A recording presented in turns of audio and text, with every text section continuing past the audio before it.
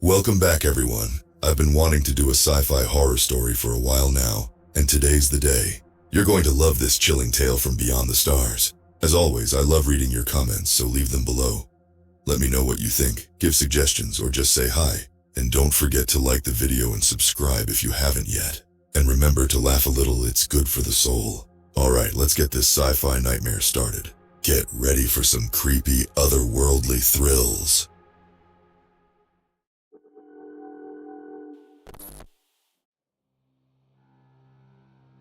I've been a deep space salvager for 10 years now, and I thought I'd seen it all.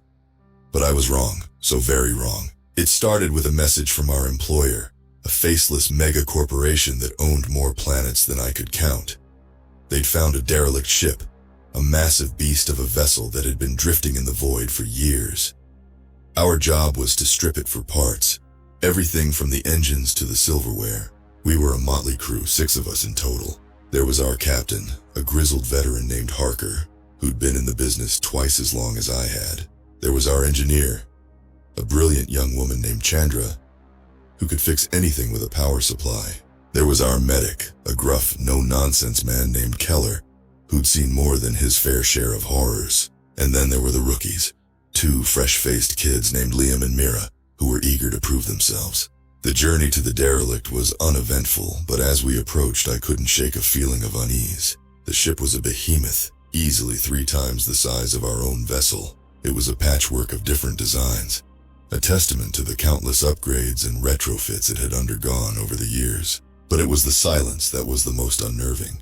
The ship was dead, a ghost drifting in the endless sea of space. We docked with the derelict, the magnetic clamps holding us tight against the cold, dead hull. Harker gave us a brief pep talk, reminding us to be careful and to report anything unusual. But I could see the same unease in his eyes that I felt. We split into teams, Chandra and Liam heading to the engine room, while Mira, Keller, and I went to the bridge. The ship was a maze of dark, narrow corridors, the emergency lights casting eerie shadows on the walls. The air was stale and cold, a stark reminder that we were in a tomb. As we approached the bridge, I noticed something strange. There were scratch marks on the walls, deep gouges that looked like they'd been made by something large and powerful. I pointed them out to Keller, who frowned and nodded. We continued on, the unease growing with each step, and then we found the bodies. The bridge was a slaughterhouse. Bodies were strewn about, their uniforms shredded and stained with blood. The smell was overwhelming, a sickening, sweet stench that made me gag. I've seen death before, but this was something else. This was a massacre. Keller, ever the professional, began examining the bodies. He muttered to himself as he worked, his brow furrowed in concentration. After a few minutes, he looked up, his face grim. "These people didn't die from system failures," he said, his voice barely above a whisper. "Something viciously slaughtered them." I felt a cold chill run down my spine. I've heard stories of deep space horrors, of creatures that lurked in the void, but I'd always dismissed them as campfire tales. But now, faced with the brutal reality of the bodies, I wasn't so sure. We reported our findings to Harker, who was equally shaken. He ordered us to double our efforts, to strip the ship as quickly as possible. The sooner we were off this ghost ship, the better. But the ship had other plans. As we delved deeper into the vessel, the horrors only multiplied. We found more bodies, each one more brutally mutilated than the last. The scratch marks on the walls grew more numerous, a chilling testament to the creature's passage. And then, the power began to flicker. At first it was just a minor annoyance, a brief hiccup in the ship's ancient systems. But then it grew worse, the lights plunging us into darkness for minutes at a time. Chandra, our engineer, was frantic, trying to find the source of the problem. But the ship was a labyrinth, its systems a convoluted mess of wires and circuits. And then Liam went missing. We searched the ship for hours, calling out Liam's name in the dark, eerie corridors. But there was no sign of him. It was as if he'd vanished into thin air. Harker was beside himself with worry. Liam was his nephew, The reason he'd taken this job in the first place. He blamed himself for the boy's disappearance, for not keeping him safe. But I knew the truth. Something had taken Liam. The same thing that had slaughtered the crew of this ship. And it was still out there, lurking in the dark.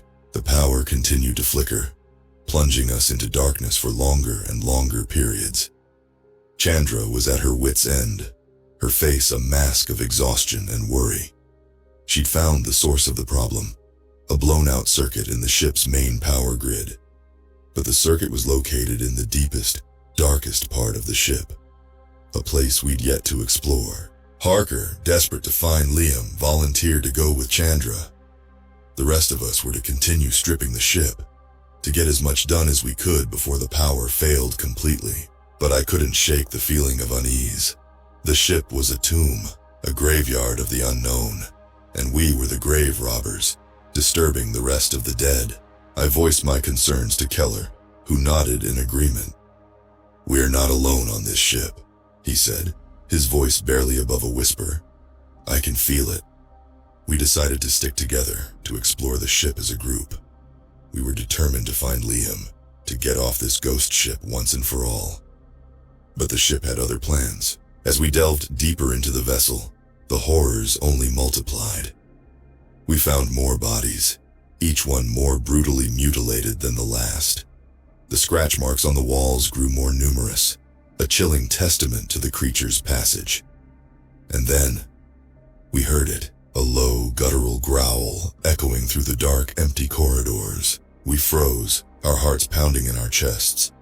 The growl was unlike anything I'd ever heard, a chilling reminder of the creature's presence.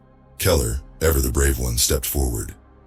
"We need to find it," he said, his voice steady and determined. "We need to know what we're up against." We nodded in agreement, our fear momentarily forgotten. We were a team and we were determined to survive. We followed the growl, our footsteps echoing in the dark, empty corridors. The ship was a maze, its twists and turns disorienting and confusing. But the growl was a beacon, a chilling reminder of our destination. And then we found it. The creature was massive, easily twice the size of a man. Its skin was a sickly gray, its eyes a piercing, unnatural yellow. It was a horrifying sight, a creature straight out of our worst nightmares. But it was the creature's claws that were the most terrifying. They were long and sharp, easily capable of tearing a man to shreds. I knew, without a doubt, that this was the creature that had slaughtered the crew of this ship. The creature, sensing our presence, let out a low, guttural growl. It was a chilling sound, a warning of the hunt to come, and then it attacked. The creature was a blur of motion, its claws slashing through the air. We fought back, our weapons a feeble defense against the creature's onslaught. It was a brutal, terrifying fight, a fight for our very survival. But in the end, we were no match for the creature. It was a force of nature, a predator in its prime, and we were its prey. We retreated, our hearts pounding in our chests. The creature had won this battle, but the war was far from over. We were determined to survive, to get off this ghost ship once and for all. But the ship had other plans. As we made our way back to our own vessel, the horrors only multiplied. We found more bodies, each one more brutally mutilated than the last. The scratch marks on the walls grew more numerous, a chilling testament to the creature's passage. And then, we heard it, a low, guttural growl echoing through the dark, empty corridors. The hunt had begun. We were trapped. The creature was stalking us, its guttural growls echoing through the ship's cold, dead hull. We huddled together in the dim emergency lighting, our weapons clutched tightly in our hands. Harker and Chandra were still missing, and we feared the worst. Liam's disappearance weighed heavily on us, and we were determined to find him and get off this cursed ship. We decided to make a stand, to lure the creature to us and take it down once and for all. We chose a spot in a wide, open corridor, the walls lined with heavy machinery. It was a good defensive position, and we hoped the machinery would give us an edge. We set the trap, rigging the machinery to crush the creature if it attacked. We baited the trap with a piece of meat from the ship's kitchen, the smell sickeningly sweet in the stale air. And then we waited.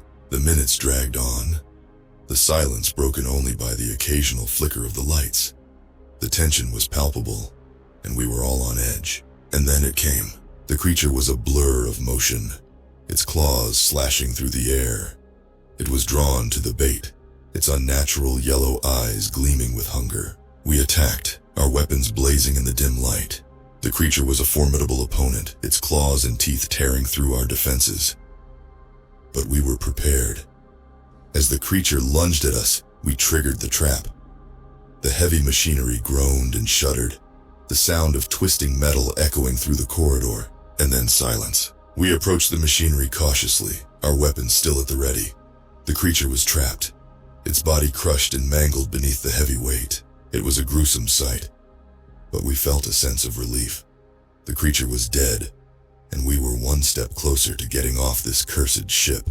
But our relief was short-lived. As we made our way back to our own vessel, the horrors only multiplied. We found more bodies, each one more brutally mutilated than the last. The scratch marks on the walls grew more numerous, a chilling testament to the creature's passage. And then we heard it, a low, guttural growl echoing through the dark, empty corridors. The creature was still alive. The realization that the creature was still alive hit us like a ton of bricks. We were exhausted, both physically and mentally, and the thought of facing the creature again was almost too much to bear. But we had no choice. We were trapped on this cursed ship, and the creature was stalking us. We had to find a way to kill it, once and for all. We searched the ship for any weapons or equipment that could give us an edge. We scavenged what we could, our hands shaking with fear and exhaustion. But the ship was a maze, and we were lost.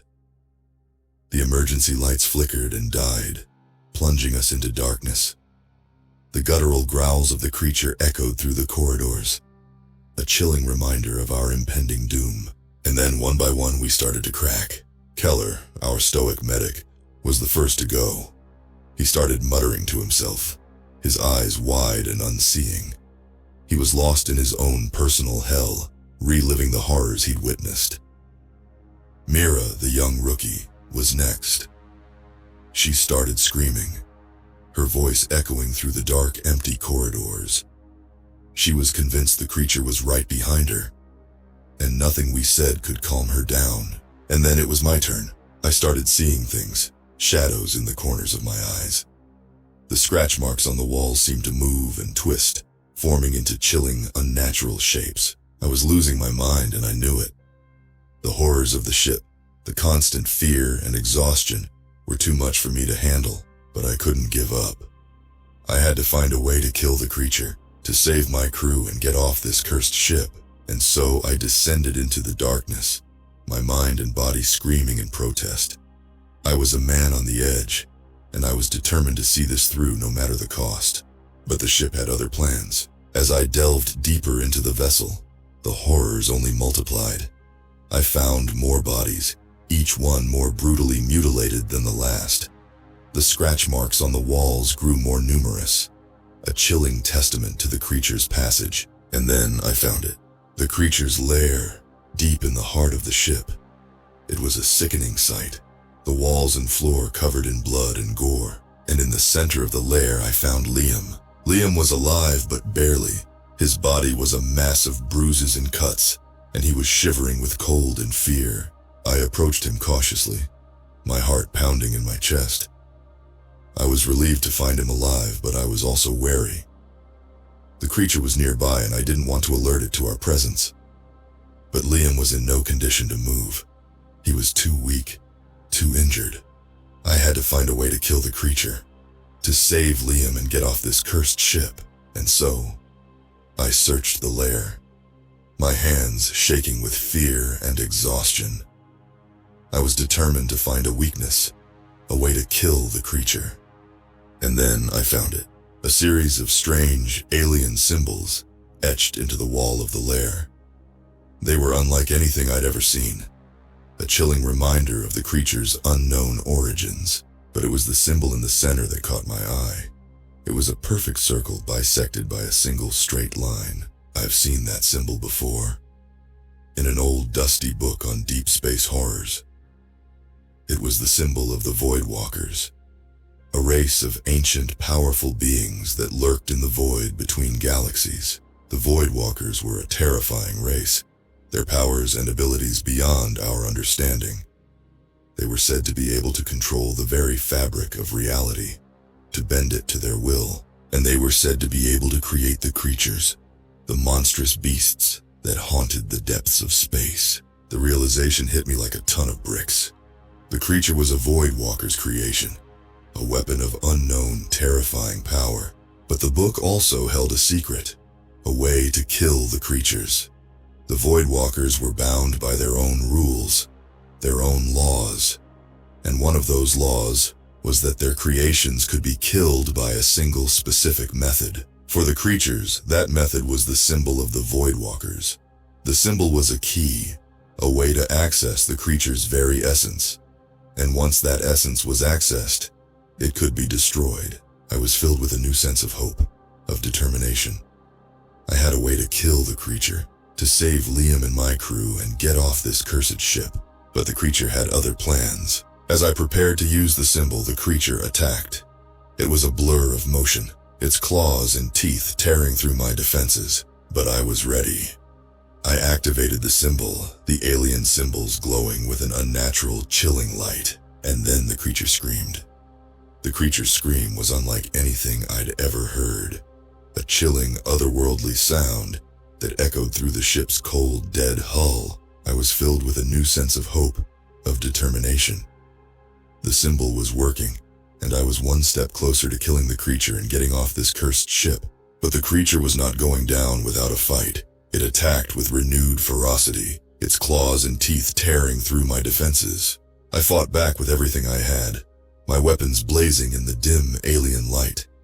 It was a brutal, terrifying fight, a fight for our very survival. But in the end, I was no match for the creature. It was a force of nature, a weapon of unknown, terrifying power. And then my crew arrived. Harker, Chandra, Keller, and Mira, their faces a mask of determination and fear. They'd found a way to restore the power, and they'd come to help me kill the creature. Together, we fought the creature, our weapons and skills a formidable defense. It was a long, grueling battle, but we were determined to win. And then I saw an opening. The creature's defenses were down, and I had a clear shot at the symbol. I took the shot, the symbol glowing brighter with each passing second. The creature screamed, its body writhing and twisting in pain, and then it was gone. The symbol's light faded, and the creature's body disappeared, leaving nothing but a pile of ash and dust. We'd done it. We'd killed the creature, and we were one step closer to getting off this cursed ship. But our relief was short-lived. As we made our way back to our own vessel, we were confronted with a chilling, otherworldly voice. "You have defied me, and you will be punished." The voice was a Void Walker, the ancient, powerful being that had created the creature. It was angry, and it was determined to make us pay. But we were not going down without a fight.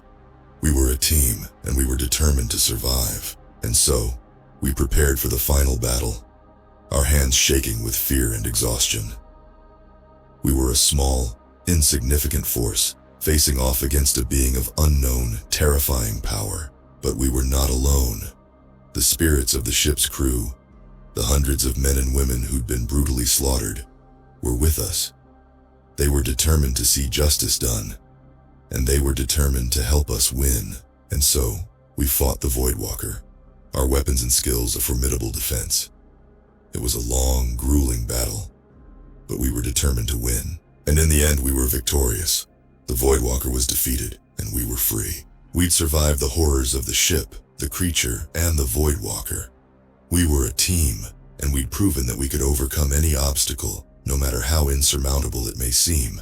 And as we made our way back to Earth, our hearts filled with relief and joy, we knew that we'd never forget the horrors we'd faced. We'd never forget the ship, the creature, and the Void Walker. But most of all, we'd never forget the graveyard shift. The journey back to Earth was a somber one. We were relieved to be alive, But the horrors we'd faced weighed heavily on us. Liam was in the med bay, his body slowly healing from the injuries he'd sustained.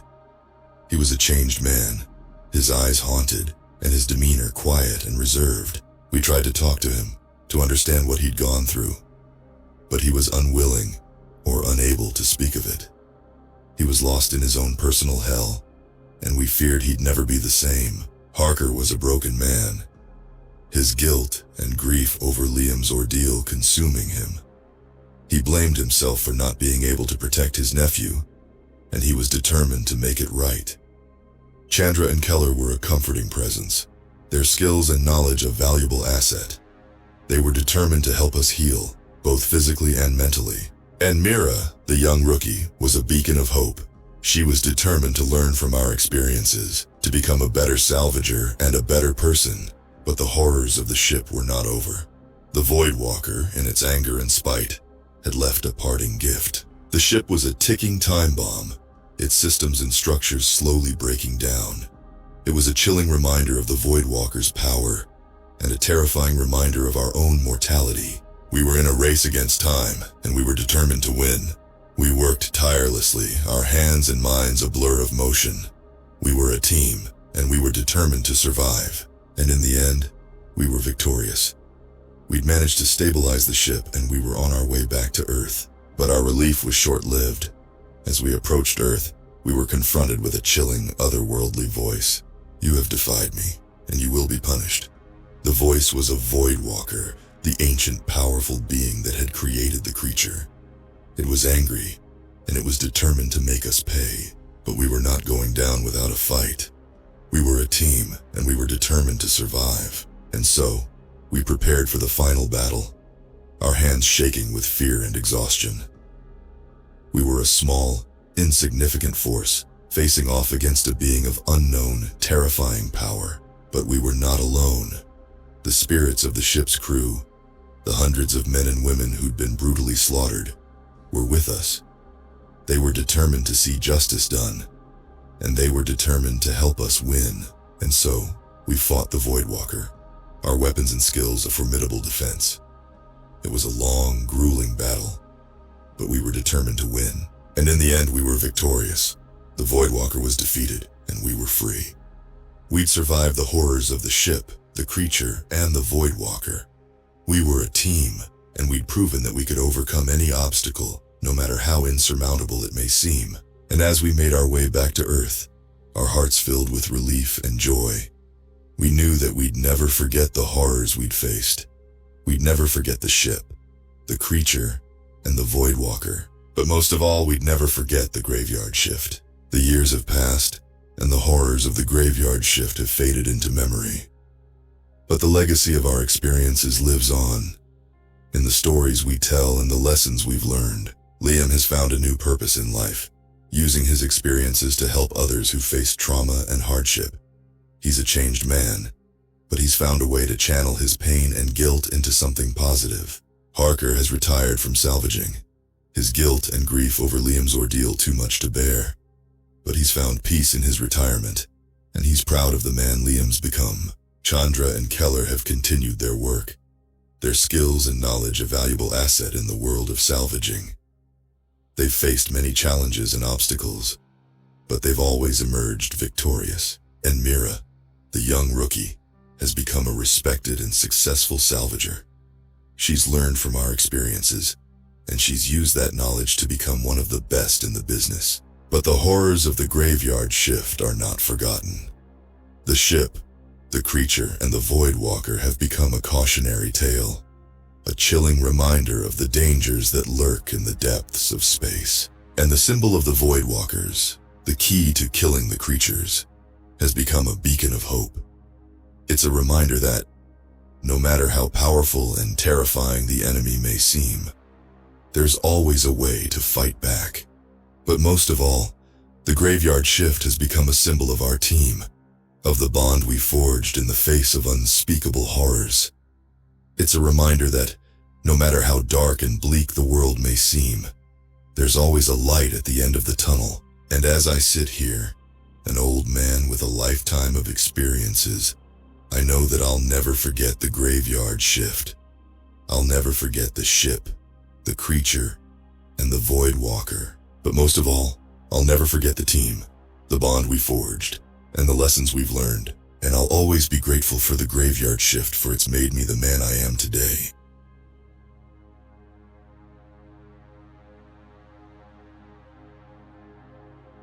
The inky blackness of space, a cold and unforgiving expanse, was my home. I was a miner, stationed at Pandora, an asteroid mining facility nestled in the heart of the asteroid belt, millions of miles away from Earth. The year was 2245, and Earth's resources were long depleted. The only way to survive was to look to the stars. I remember the day I arrived at Pandora like it was yesterday. The shuttle's thrusters roared as we approached the station, a sprawling complex of metal and glass, its lights twinkling against the backdrop of the cosmos. I was awestruck, a small-town boy from the remnants of what was once Nevada, now given the chance to make a difference. Pandora was a self-sustaining facility, housing over 500 miners, engineers, and scientists. We were a close-knit community, bound together by our shared isolation and the knowledge that we were humanity's last hope. The station was divided into various sections, including living quarters, a recreational area, and the mining bay, the heart of Pandora. My job was to operate the laser drills, massive machines that could bore into the toughest asteroids, extracting the precious metals and minerals within. It was a dangerous job, but it was rewarding. Every time I sent a shipment back to Earth, I couldn't help but feel a sense of pride. I was making a difference, but then we found it. The asteroid that would change everything. It was larger than any we'd encountered before, and initial scans showed it was rich in resources. We named it Eden, a symbol of the hope it represented. Little did we know it was anything but. The first few weeks of mining Eden were uneventful. The asteroid's surface was harder than anything we'd encountered before, but our drills were up to the task. We were extracting resources at an unprecedented rate, and morale on the station was high. But then, things started to change. The drills were encountering strange resistance, as if they were hitting something other than solid rock. The engineers were baffled. They ran diagnostics on the drills, but they were functioning perfectly. It was Eden. It was behaving differently. The scientists were intrigued. They proposed a theory that Eden was not just an asteroid, but a fragment of a larger celestial body, perhaps even a planet.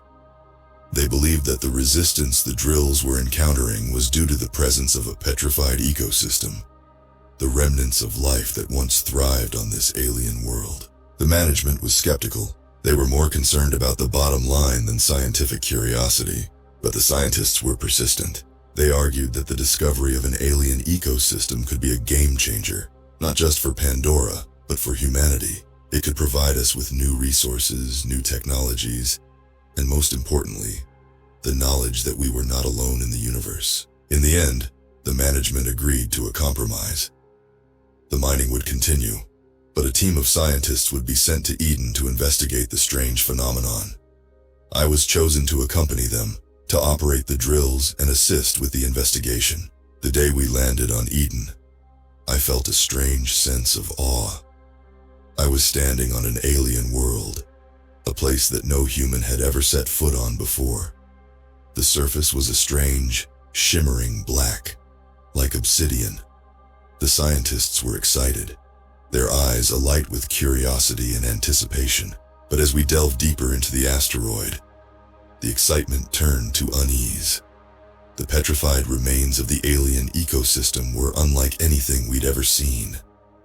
They were grotesque, twisted, and eerily beautiful. The scientists were fascinated, but I couldn't shake off a feeling of dread. It was as if Eden was warning us, telling us that we were not welcome. And then, we made the mistake. We cracked open a fissure, releasing a cloud of spores. The scientists were ecstatic. They believed that the spores were the key to understanding the alien ecosystem.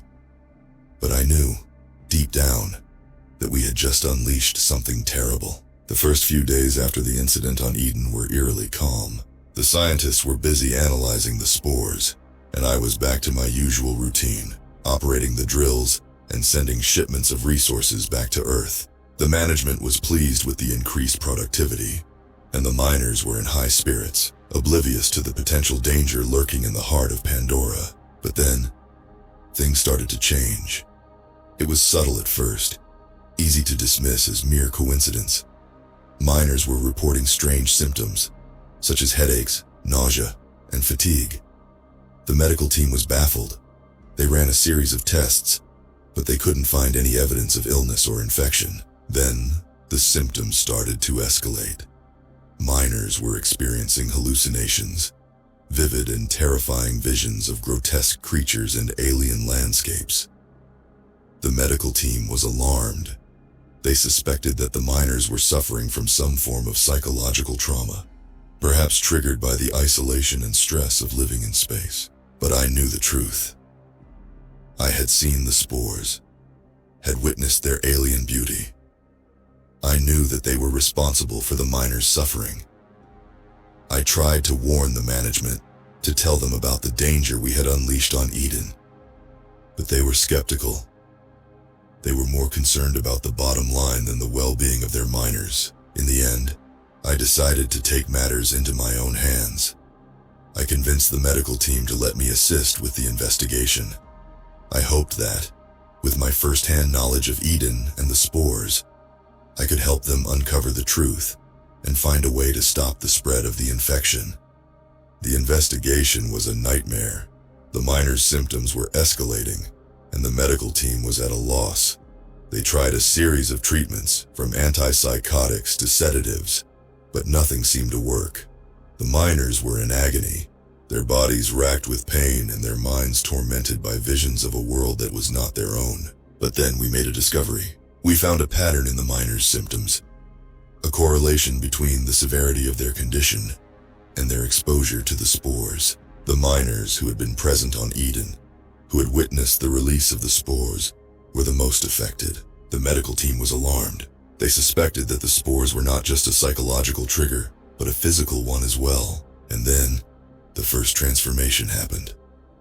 One of the miners, a man named Tom, started to change. His body twisted and contorted, his skin turning a strange, shimmering black, like the surface of Eden. The medical team was horrified. They tried to sedate him to stop the transformation, but it was too late. Tom was gone, replaced by a grotesque, inhuman horror. The transformation of Tom was a turning point. The management could no longer deny the truth. The spores were a danger, not just to the miners, but to the entire station. They imposed a lockdown, restricting the movement of the miners and ordering the scientists to halt their research. But it was too late. The spores had already spread, their alien influence infecting the heart of Pandora. The miners' symptoms were escalating, their bodies and minds undergoing a horrific metamorphosis. The medical team was at a loss. They were not equipped to deal with an alien infection, a disease that defied the laws of human biology. I was desperate. I knew that the key to stopping the infection was on Eden, in the heart of the alien ecosystem.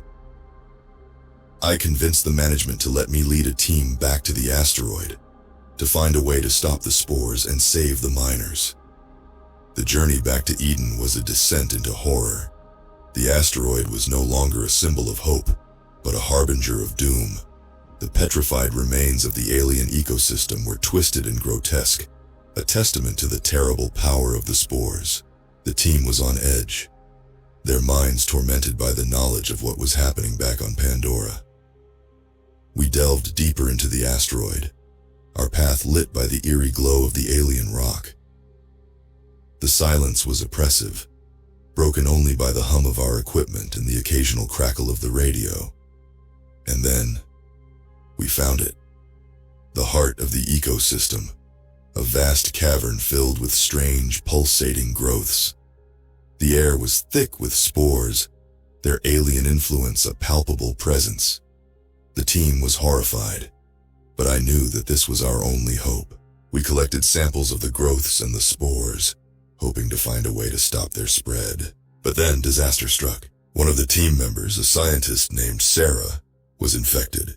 Her body twisted and contorted, her skin turning a strange, shimmering black. The team was in panic. We tried to sedate her, to stop the transformation, but it was too late. Sarah was gone, replaced by a grotesque, inhuman horror. We were forced to abandon the mission, to leave Eden and its terrible secrets behind. The journey back to Pandora was a blur, my mind tormented by the knowledge of what had happened to Sarah, and the fear of what was to come. And then, we arrived. The station was in chaos, the miners' transformations escalating. The medical team was at a loss, their efforts to stop the infection in vain. The management was in panic, their dreams of profit and success shattered by the terrible power of the spores. But I was determined. I had the samples from Eden, the key to stopping the infection and saving the miners. I knew that it was a race against time, that the fate of Pandora, and perhaps humanity, was in my hands. The situation on Pandora was dire.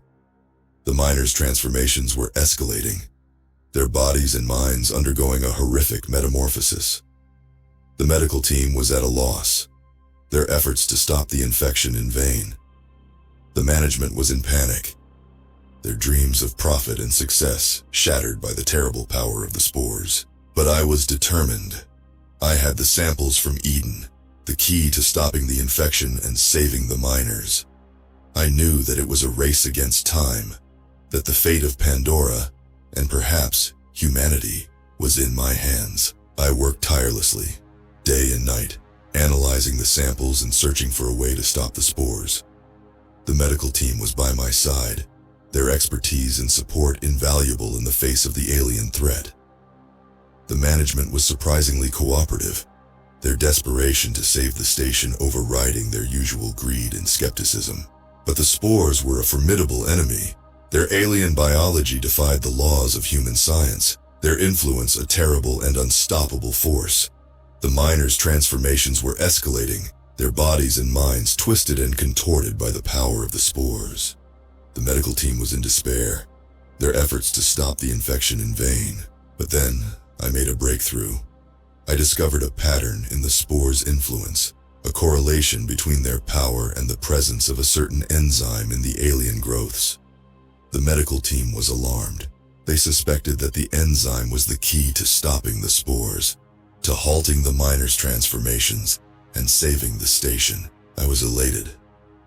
I knew that this was our chance, our only hope to stop the alien threat and save Pandora. I worked tirelessly day and night to synthesize the enzyme, to create a cure for the terrible disease that was ravaging the station. But the spores were not idle. Their influence was spreading, their power growing with each passing moment.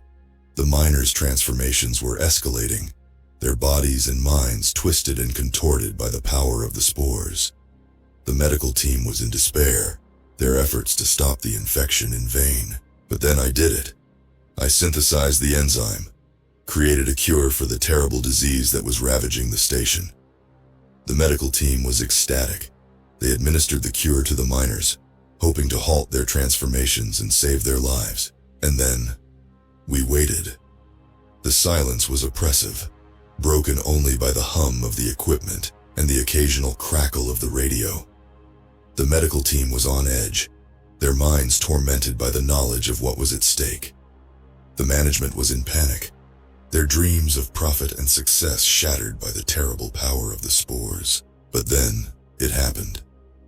The miners' transformation started to slow, their bodies and minds slowly reverting to their human state. The medical team was in disbelief, their efforts to stop the infection finally successful. The management was in shock, their dreams of profit and success replaced by the knowledge of what they had almost lost. But I was relieved. I knew that we had done it, that we had stopped the alien threat and saved Pandora. I knew that the road ahead was long and difficult, that the knowledge of what had happened on the station would haunt us for the rest of our lives. But I also knew that we had survived. that we had triumphed in the face of the unknown and the terrible. And in the end, that was enough. The aftermath of the incident on Pandora was a blur. The miners were slowly recovering, their bodies and minds healing from the terrible influence of the spores. The medical team was working tirelessly, their efforts to ensure the miners' recovery a testament to their dedication and expertise. The management was surprisingly cooperative, their usual greed and skepticism replaced by a newfound sense of responsibility and caution. They imposed a series of safety measures designed to prevent a similar incident from happening in the future. They also agreed to share the knowledge of the spores and the alien ecosystem with the rest of humanity, a decision that was met with a mixture of relief and unease. But the incident had left its mark on the station. The miners were traumatized, their minds tormented by the knowledge of what had happened to them and the fear of what was still out there in the vast and uncharted expanse of space. The medical team was in despair, their efforts to help the miners cope with their trauma a constant and uphill battle. And then, there were the transformations. The miners who had undergone the most severe transformations were forever changed, their bodies and minds a grotesque and terrifying reminder of the power of the spores. The medical team was at a loss, their efforts to help the transformed miners a constant and heartbreaking struggle. But life on the station had to go on. The mining had to continue. The resources we were extracting from the asteroids a vital and irreplaceable part of humanity's survival. The management was determined to ensure the station's productivity, their efforts to balance the need for resources with the need for safety, a constant and difficult challenge. And then, there was me. I was a hero, hailed by the management and the miners as the one who had saved the station, who had triumphed in the face of the unknown and the terrible. But I was also a pariah, feared and avoided by the miners who had undergone the most severe transformations, who saw me as a symbol of their suffering and their loss. But I was determined to make a difference, to use the knowledge I had gained from the incident to ensure the safety and the well-being of the station, and perhaps humanity. I worked tirelessly, day and night, to improve the station's safety measures, to find new and safer ways to extract the resources from the asteroids. But the incident had left its mark on me as well. I was haunted by the knowledge of what had happened on the station, by the fear of what was still out there, in the vast and uncharted expanse of space. I was also haunted by the memory of Sarah, of the terrible and heartbreaking way she had lost her life. But in the end, I knew that I had to move on, that I had to focus on the present and the future, on the vital and irreplaceable role that Pandora and its miners played in humanity's survival. And so, I did.